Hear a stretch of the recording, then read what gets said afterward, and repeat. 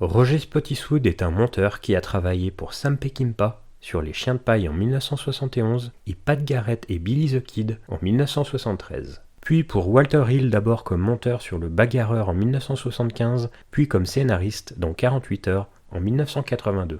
Il fait ses premières armes en tant que metteur en scène avec Le Monstre du Train avec Jamie Lee Curtis en 1980, inspiré de Halloween de Carpenter, et $200 000 en cavale. Son premier véritable succès et sa première reconnaissance sera Under Fire en 1983. Après une grosse période d'absence, il s'attelle à la préparation d'un nouveau film tiré d'un script nommé Shoot the Kill de Avzimel. Ce dernier écrira en collaboration le scénario définitif avec Daniel Petrie Jr., qui est également acteur, producteur et réalisateur, à qui l'on doit le scénario du flic de Beverly Hills, et avec Michael Burton, scénariste du Vol du navigateur. Le film s'appellera Randonnée pour un tueur et sortira en 1988. Après une prise d'otage pour un vol de bijoux par un tueur impitoyable, l'agent du FBI Warren Stanting perd sa cible avec des conséquences mortelles. Le tueur se mêle à un groupe de randonneurs pour traverser un sentier sauvage dirigé par la guide Sarah Rennell. Ayant besoin de rattraper son retard sur le tueur, Stanton demande de l'aide à Jonathan Knox, un autre guide de montagne expérimenté et compagnon de Sarah. Les deux hommes se lancent à sa poursuite, faisant face à la nature sauvage pour traquer ce tueur sans remords. Parmi les thrillers des années 80 injustement tombés dans l'oubli, Randonnée pour un tueur occupe une place de choix. Cet authentique polar montagnard offre la vedette à Sidney Poitier, dans un de ses derniers grands rôles à l'écran. Il s'était consacré depuis 10 ans à quelques réalisations de comédie et n'était pas réapparu devant la caméra depuis ce temps. La star vieillissante, premier acteur de couleur à avoir gagné un Oscar pour son rôle de détective dans le film La chaleur de la nuit, donne la réplique à Tom Béranger, véritable étoile montante, après s'être fait remarquer par son rôle du terrible sergent Barnes dans Platoon. Le film s'inspire de La Sanction avec Clint Eastwood et suit le succès de buddy movie tels L'Arme fatale ou 48 heures, où on suit deux protagonistes totalement différents devant s'allier et apprendre à s'apprécier pour atteindre leur but. Le film inspirera à son tour Cliffhanger avec Sylvester Stallone et donnera lieu en 1998 à un remake officieux, La piste du tueur, tout aussi méconnu que son modèle. Le film a été tourné sur place en terrain plutôt difficile.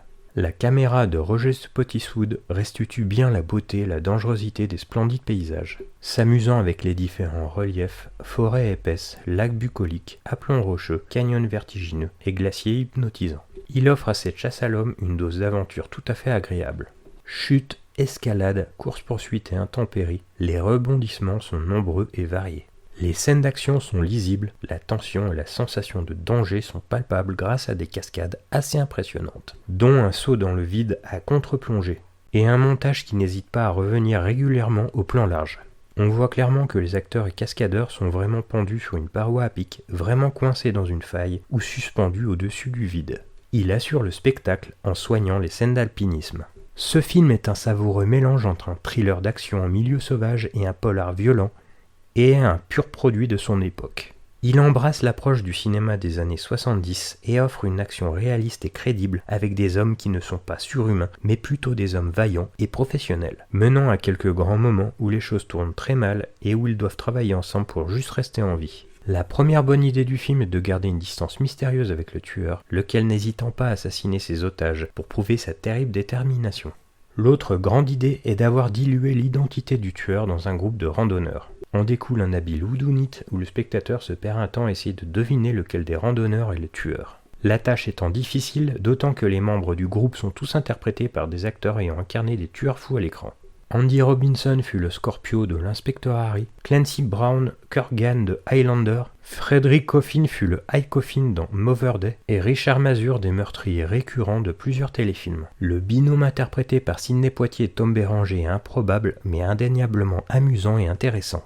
Stanton est un citadin sophistiqué dans un environnement hostile, son intelligence de la rue et ses années d'expérience dans l'application des lois deviennent obsolètes, car il est obligé de s'appuyer sur un homme sauvage et rustre, motivé par la vengeance, dont sa petite amie est prise en otage. Christy Alley interprète ici une guide de montagne courageuse au début du film et deviendra simple otage une fois l'identité du tueur dévoilée. La partition musicale de John Scott apporte ampleur et souffle à cette traque vengeresse.